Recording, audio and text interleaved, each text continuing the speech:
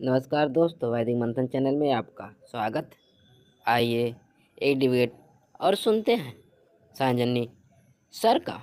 हाँ जी, बोलिए। राम राम सर जी, कैसे हैं आप? जय भीम जी। आपको बताइए, आप तो एकदम जय माँ भगवती बन के आए हैं। आज तो लग रहा है कि बुद्ध से पहले आप जो है कट्टर सनातनी हिंदू साबित करके ही मानेंगे आज। नहीं, आपने जैसे बोला था ना कि जो लक्ष्मी जी हैं वो जो गौतम बुद्ध की जो माता जी हैं, महामाया, उनका है। तो मैं ये आपसे जानना चाहता हूँ, जो ये शेरों वाली माँ है, इनका भी कोई बुद्धिज्म से कनेक्शन आप बना सकते हैं, होंगे जरूर। अच्छा, ये बताइए कि शेरों वाली माँ का ये जो चित्र है, आपको कैसे पता चला कि शेरों वाली माँ है? इसका चित्र का ये तो आपको कैसे पता चला?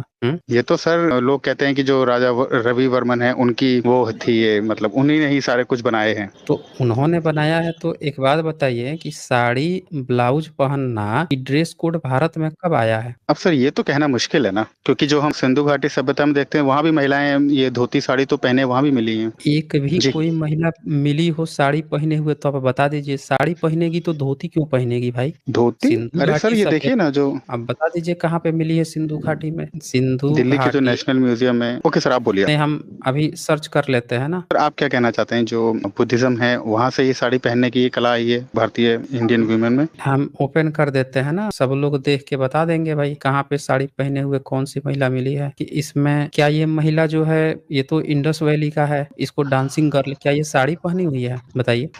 सर इसमें तो कंफर्म नहीं, लेकिन सर एक दो मूर्तियां ऐसी थी उसमें शायद ऐसा लगा था कि शायद साड़ी पहने थी। अब इसमें तो सर इन्होंने नग्न है ये मूर्ति तो। हाथ में तो नग्न नहीं है, हाथ में तो ये देखिए कुछ ना कुछ में तो पहनी है ना, गले में भी पहनी है। और हम्म। ये देखिए, ये भी आप ध्यान से देखिए, इसमें कहीं से भी आपको लग रही है कि ये जो है साड़ी पहनी हुई है?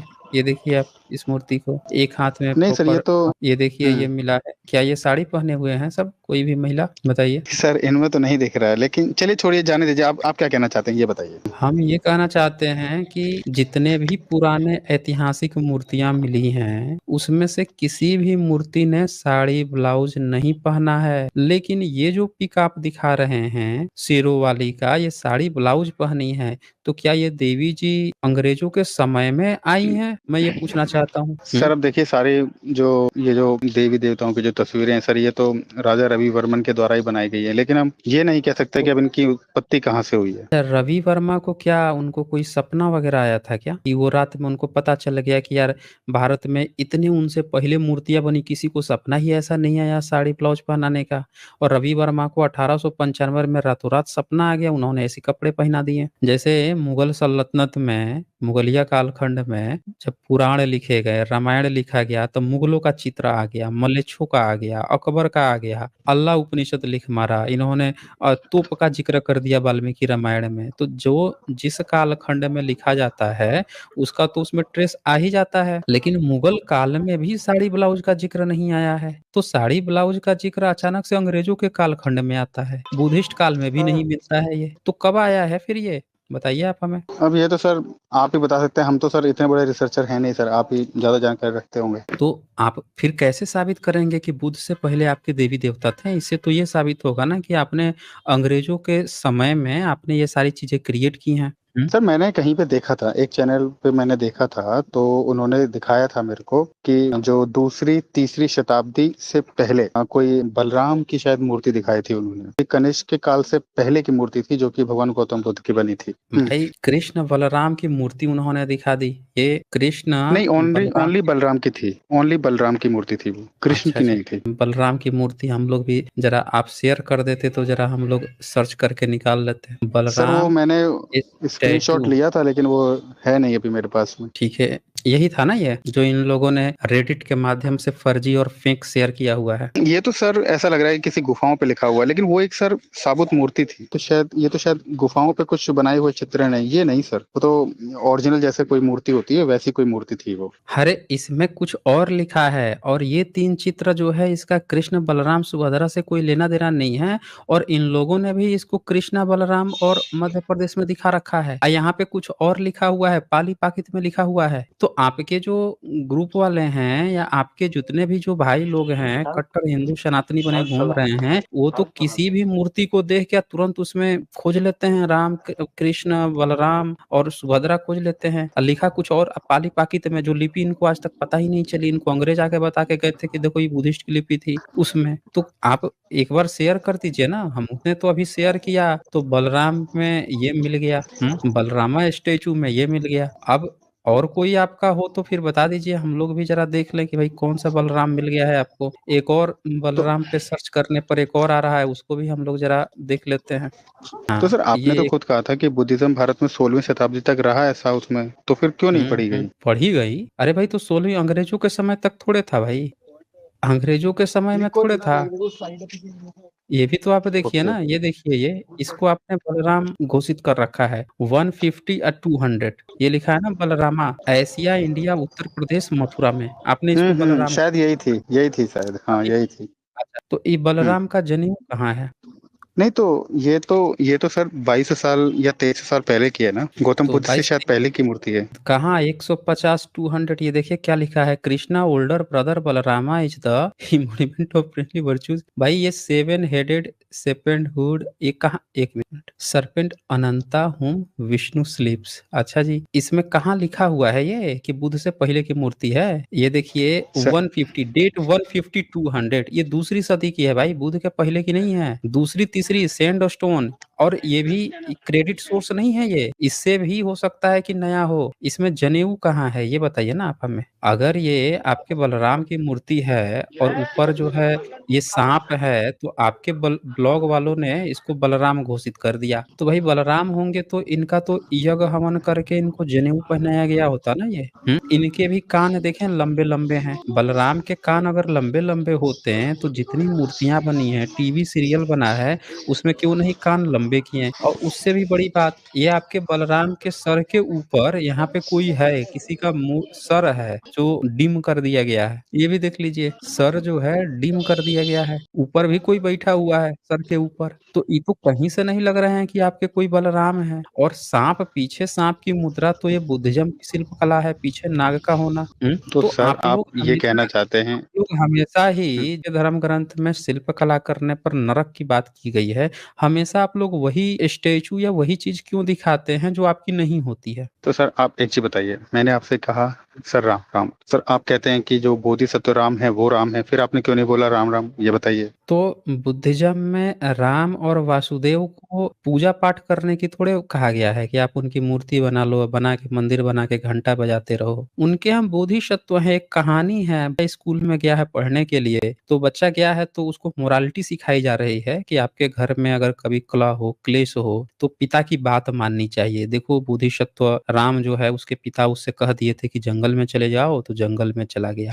उसके छोटे भाई बहन 9 साल में 12 साल के लिए गया था, 9 साल में लौट भी गए थे, लेकिन उसने कहा कि हम पिताजी का वचन कह के गए हैं तो 12 साल पूरा कंप्लीट करके लौटेंगे। तो वो एक मोरालिटी की शिक्षा दी जा रही है कि बच्चा जो है अपने पिता की बात मान रहा है, और वो इसलिए वो बोधिसत्व कहा गया है कि मतलब इसमें मोरालिटी, अपने से बड़ों की बात मानने की मोरालिटी दी जा रही है। लेकिन आपने जो राम क्रिएट किया है वो तो हत्या, हिंसा की बात कर रहे हैं भाई, उसमें कहाँ मोरालिटी है? वो तो हिरन मारने पहुंच जाते हैं, सीता कहती है हिरन पसंद आ रहा है तो हिरन मारने चले जाते हैं, बोलती है मार के लाओगे तो बिछाओगे, गर्भवती सीता को घर से बाहर निकाल देते हैं। मोरालिटी कहाँ है बता दीजिए आप हमें। कह रहे हैं कि निंदा कोई कर देगा वो हमको बर्दाश्त नहीं है, ठीक अपने है सर, भाइयों मैंने आपकी को बात मान ली। निंदा नहीं सुन ठीक सकता। है। बोलिए। ठीक है सर, मैंने आपकी बात मान ली कि जो हमने आपसे ये सारी चीजें चुराई है, ठीक है, हमने मान लिया। तो फिर आप ये बताइए, जो जातिवाद है वो भी फिर हमने आपसे ही चुराया होगा, आप बताइए। देखें यहाँ पे ये मूर्ति था, तो आपने आपने अपनी मूर्ति में क्या दिखाया?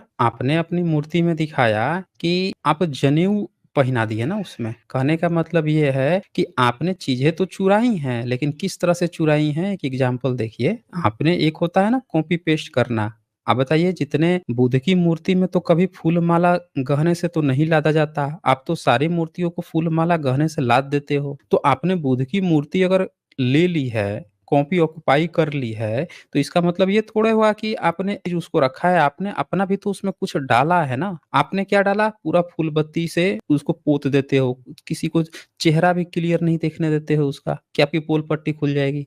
अब मैं आपको दिखाता हूँ, आपकी सरस्वती दिखाता हूँ मैं। ये दिल्ली म्यूज़ियम में रखा है। ये देखिए तो ये आपकी सरस्वती जी हैं, दिख रही हैं? जी। अच्छा, तो जब आपको पता है कि आपकी सरस्वती जी ऐसी हैं, तो फिर आपने आज की अच्छा नेशनल म्यूज़ियम ने भी इनके सर के ऊपर बुध भी बैठे हैं। नेशनल म्यूज़ियम ने इनको सरस्वती बताया है कि ये सरस्वती हैं, 4 हाथ हैं, हाथ में यहाँ पे मैन्युस्क्रिप्ट भी है। तो आपके किसी भी धर्म ग्रंथ ने क्यों नहीं अपने में कहा कि भई लड़कियाँ भी पढ़ सकती हैं? जब सरस्वती के हाथ में मैन्युस्क्रिप्ट दिखाया, तो एक भी महिला कथावाचक का नाम आप बता सकते हैं? आज के डेट में तो जया किशोरी से लेके पता नहीं कौन-कौन है, पता नहीं कितनी औरतें कथावाच सर रही मैंने हैं। आपसे कास्टिज़्म की और बात की एक थी सर, आप अलग मैं घुमा वही गए। वही अरे! कास्टिज़्म की ही तो बात कर रहा हूँ ना। यही तो अभी पता चलेगा ना कि हमने क्या कहा, आपने कॉपी कैसे की है? इसी तरह से तो कॉपी की है। यहाँ पे दिखाया जा रहा है बुद्धिज़्म में कि ये महिला जो है हाथ में मैन्युस्क्रिप्ट लिए है। लेकिन आज की डेट में आज की जो महिलाएँ कथा वाच रही हैं,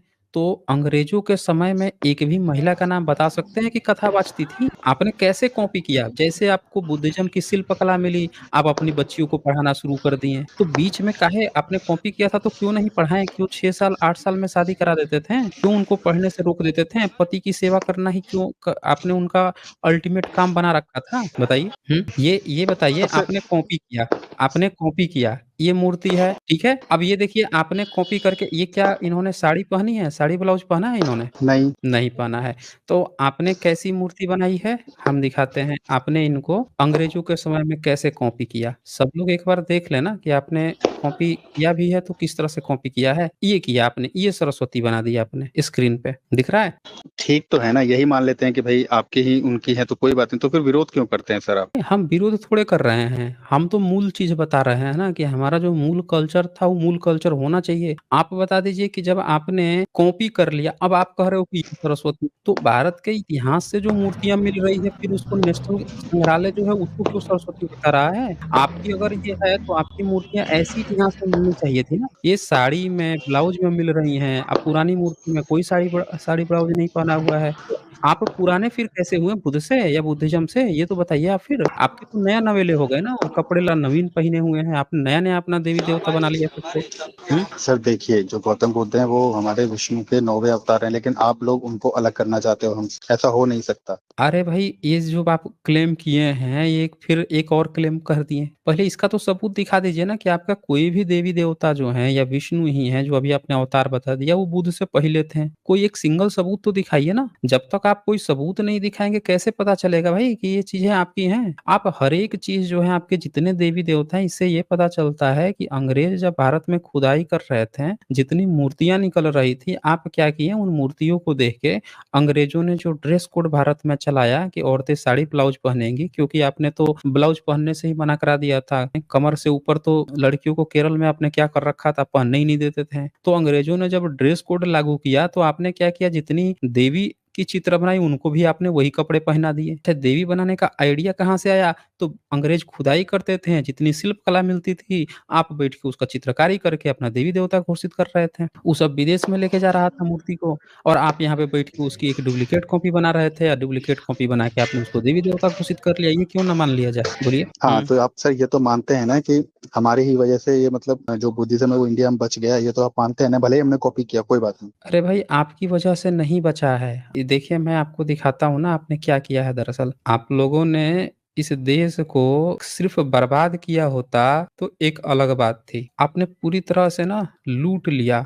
ये देखिए, ये एक किताब है जो आप लोगों का सबसे फ़ेवरेट किताब है, जिसके अधूरे पन्ने दिखा के सब लोग गा रहे हैं।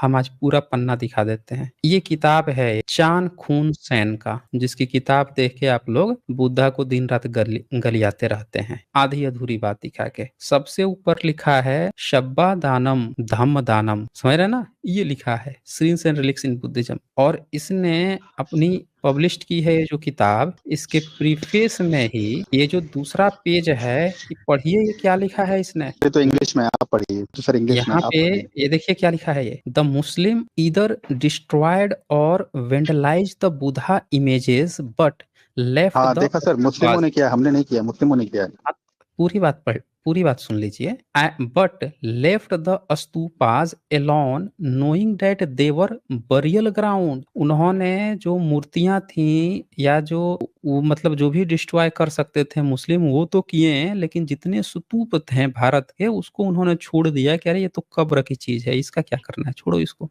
आगे आप ये देखिए, the Hindus occupied the temples abandon by the monks और build Hindu shrines on top of the stupas. बताइए इसका मतलब क्या हुआ? अभी वो वाला मतलब तो बड़ा जल्दी समझ गए, ये वाला जरा मतलब बताइए ये क्या कह रहा है? सर इंग्लिश में हिंदू है ना, मैंने कहा। भाई ये आपको वो बता रहा है कि जितनी भी प्लेस थे बुद्धिस्ट के उन सबको हिंदुओं ने मुस्लिम के समय में कब्जा कर लिया, और लिखा है all the Buddhist monuments were neglected and fail into ruins। और बाकी के जितने बुद्धिस्ट मोन्यूमेंट्स थे सब नेग्लेक्ट कर दिए गए। दो काम हुआ, जैसे मुस्लिम बुलाया गया और बुलाने के बाद से मुस्लिम ने जो डिस्ट्रॉय किया किया, और जितने आप जो हिंदू बने घूम रहे हैं आप लोगों ने सारा कब्जा कर लिया वहां पे। और इसी किताब को दिखा दिखा के आप लोग बुद्धा को हर जगह गाली देते फिरते हो। आप पूरी बात नहीं दिखाते हो कि इसने इसमें लिखा हुआ है कि हिंदू आप लोगों ने मुस्लिमों के समय पे बुद्धिस्टों पे कब्जा किया है,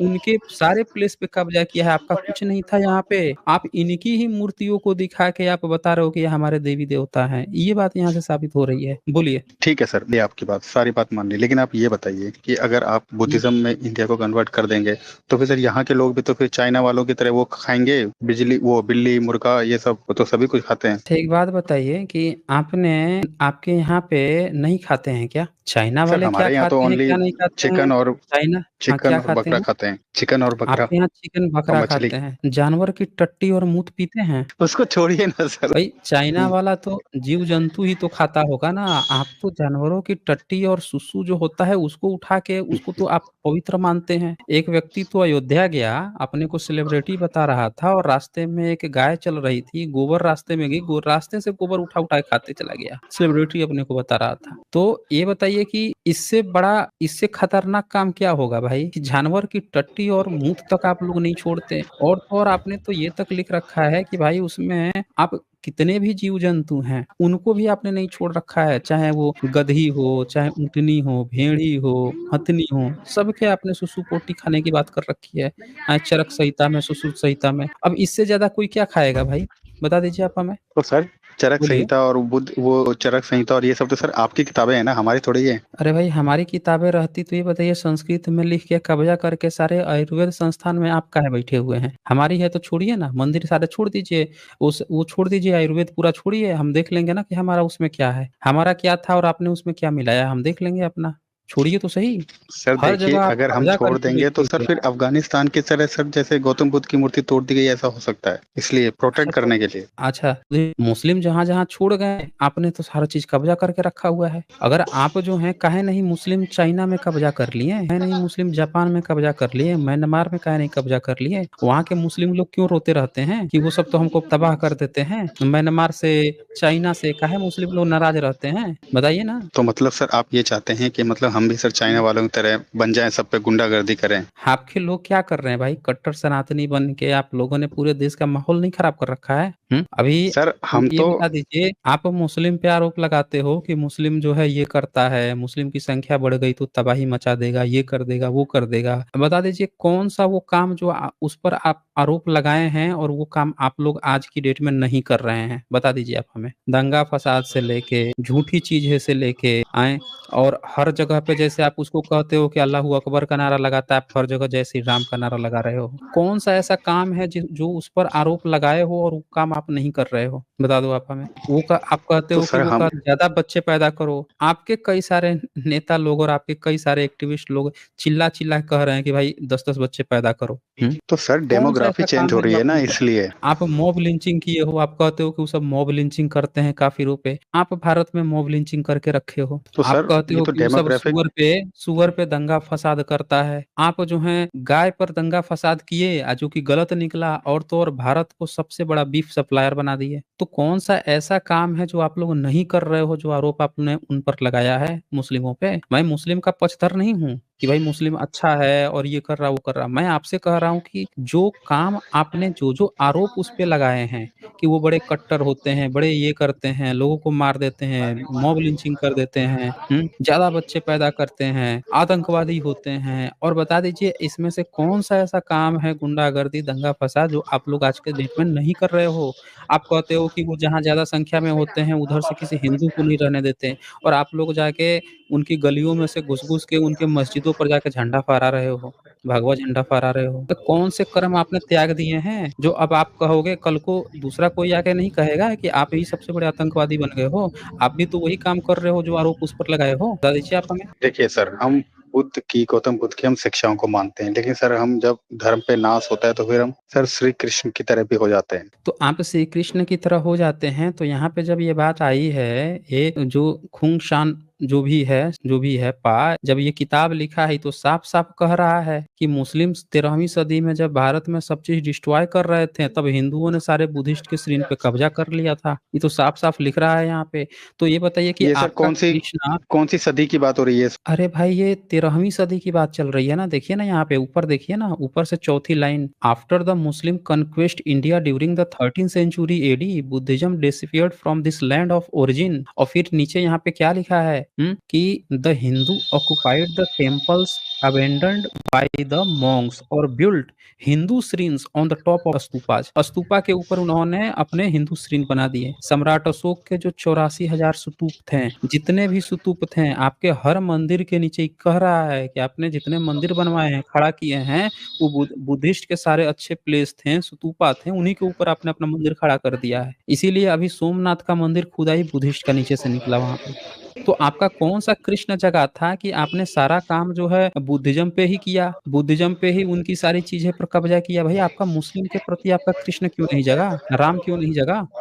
हुँ? सर देखिए, अभी भगवान राम की जो मूर्ति बनी है उसमें हमने भगवान बुद्ध को भी जगह दी है ना, तो आप ये तो मानते हैं ना? अरे भाई, वहाँ पे ये साबित हो चुका है कि वो आपका नहीं है, वो बुद्धिस्ट का जगह है। आपने वो जो मंदिर बनाई है ना, वो बुद्धिस्ट जगह है। आपने राम को जनेऊ नहीं पहनाया है। आपने बुद्ध को वहाँ पे इसलिए दिखाया है क्योंकि आप ये दिखा रहे हो कि देखो ये बुद्धिस्ट ही प्लेस है। हम ये राम जो है ये बुद्धिस्ट के जातक कथा वाला ही राम है, इसलिए हम जनेऊ नहीं पहना रहे हैं। लेकिन कब्जा आपने ब्राह्मणों को दे दिया है कि ब्राह्मण पुजारी रहेगा। आप दिखाए हो इंटरनेशनली कि सब चीज़ उसी का है बुद्धिज़्म का। आपने बुद्धिस्ट के थाईलैंड से कई राजाओं को बुला लिया, बुद्धिस्ट लोगों को, उनको दिखाने के लिए कि देखो, देखो हम आपका ही बना रहे हैं, जनेऊ वाला नहीं बना रहे हैं। लेकिन कब्जा उठा के पूरा ब्राह्मणों को दे दिया आपने। तो आप क्या कर रहे हो ये सबको पता है ना, आप पूरी दुनिया को, जो बाहर जितने भी लोग हैं सबको पता है क्या चल रहा है यहाँ पे, किसको धोखा दिया जा रहा है ये। तो बहुत समय दिया मैंने आपको, बोल लीजिए। हिंदू में जो जात पात है ये तो कभी नहीं जाएगा मुझे लगता, क्योंकि बाबा साहब इतना पढ़े लिखे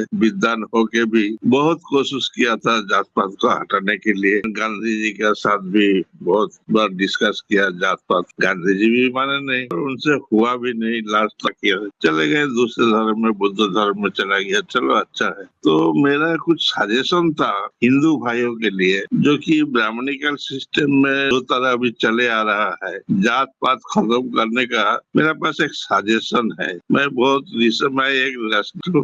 युक्ति देके आदमी को समझाता हूँ, मेरा ये नेचर है। मैं चाहता हूँ हिंदू धर्म को भी रिफॉर्म करने के लिए अगर थोड़ा सा रिफॉर्म कर दे तो जात पात ऑटोमेटिक हट जाएगा। ब्राह्मण लोग कुछ नाराज हो सकता है, लेकिन ब्राह्मण तो बहुत परसेंटेज अब कम है, और ब्राह्मण में भी बहुत सा आदमी लिबरल है, वो भी जात पात नहीं चाहता है। तो मेरा सजेशन ये है कि हिंदुइज्म को न्यू हिंदुइज्म करना पड़ेगा। उसके लिए क्या करना है, दो चीज को हटा देना होगा, एक पुनर्जन्म और ये कास्ट अगर हटा देगा, पुनर्जन्म हटा देगा, बाकी रहेगा क्या, थोड़ा बहुत पूजा पाठ कर ले भाई, जो अपना ये है लिबरल रखे, सड़क नरक रखे, ये सब रखो। चलो ही ऐसा बुरा कर्म कैसा होगा, मरने के बाद ऐसा होगा कि तुमको लिबरेशन नहीं मिलेगा।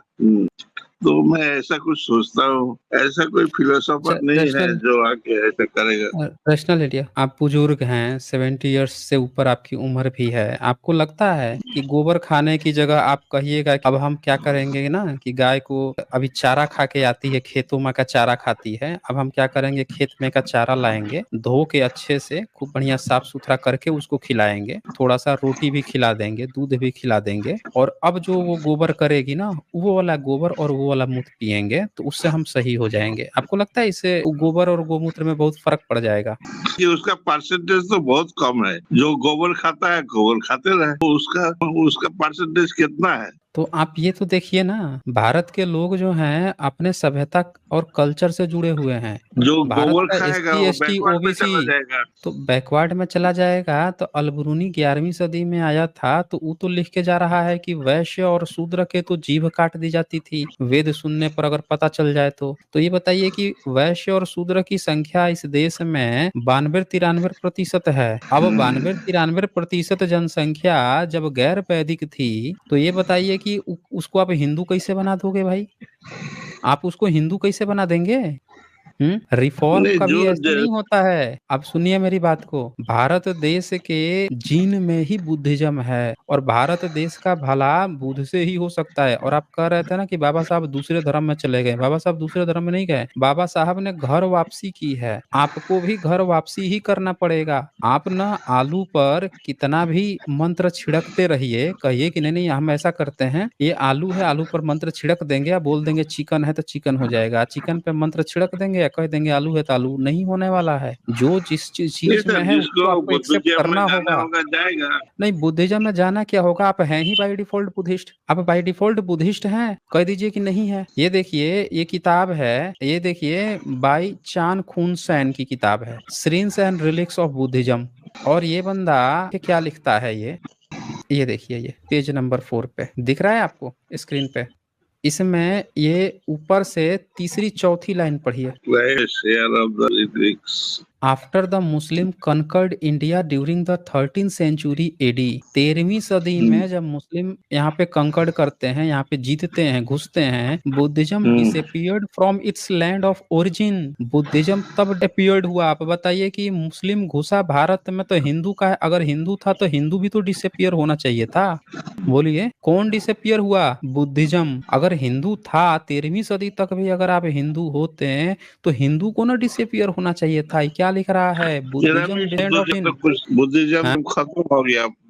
खत्म उस नहीं टाइम तो हुआ तो वही बुद्धिज्म था ही नहीं इधर, और दूसरा तो बुद्धिज्म नहीं था तो जितने संग्रहालय हैं भारत में वो किसका आप दिखा के और विदेश में बता रहे हैं कि हम बुद्ध की धरती से आए हैं, अगर नहीं था तो? ना आगे ना, सुनिए क्या बुद्धिस्ट कहता का है, धरती। सुन लीजिए, अरे आगे तो सुन लीजिए ना, आप आगे पूरा तो सुनिए। फिर आगे लिखता है the Muslim either destroyed or vandalized the Buddha image but left the stupa alone knowing that they were burial ground। कब्रगाह समझ के स्तूपा को छोड़ दिए। The Hindus occupied the temples abandoned by the monks और built Hindu shrines on the top of the stupa। आपके Hinduism की शुरुआत ही हुई है मुस्लिम शासन काल में और आपके पहली बार मंदिर बनने शुरू हुए हैं कब?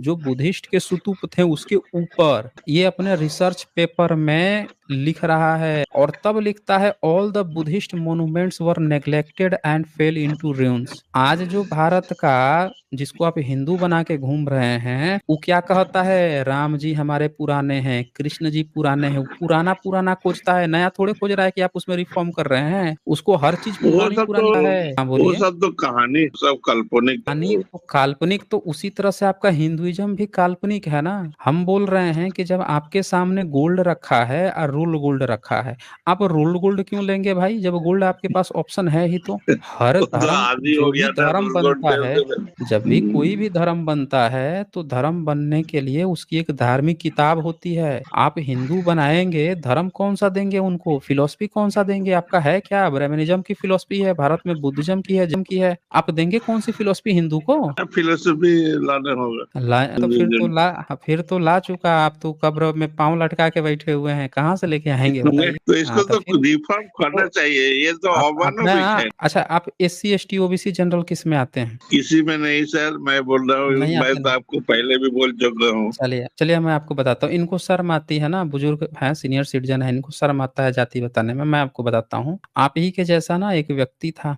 तो उसको ना पूरे गांव के मोहल्ले के अगल बगल एससी एसटी ओबीसी रहते थे, वो था जनरल। अब उसको ना पूरे गांव वाले परेशान रहते थे, हमेशा उसके पास पैसा था, सोर्स था, पावर थी, जाति में अपने को ऊंचा मानता था, तो बस दिन भर बैठ के किसी न किसी को परेशान करते रहता था, सताते रहता था। पूरी जिंदगी उसके अगल बगल के एससी एसटी ओबीसी को सताने में निकल गई। जब मरने को हुआ तो उसने कहा कि यार अब तो मर रहा हूँ, जिंदगी भर मैंने सताया है। तो सारे एससी एसटी ओबीसी को बुलाया, बोला कि देखो अब मैं मर रहा हूँ, मैं चाहता हूँ ना कि मैं अब लास्ट में जाते जाते कुछ अच्छा करके जाऊं मैं, तो तुम सब लोग ना, अब मैं मरने वाला हूँ, देखो मैं चिता भी तैयार करवा दिया हूँ और यहाँ ये पे हूँ, कहानी तुम सुना लोग, हो एक सर, डंडा ये है। करना।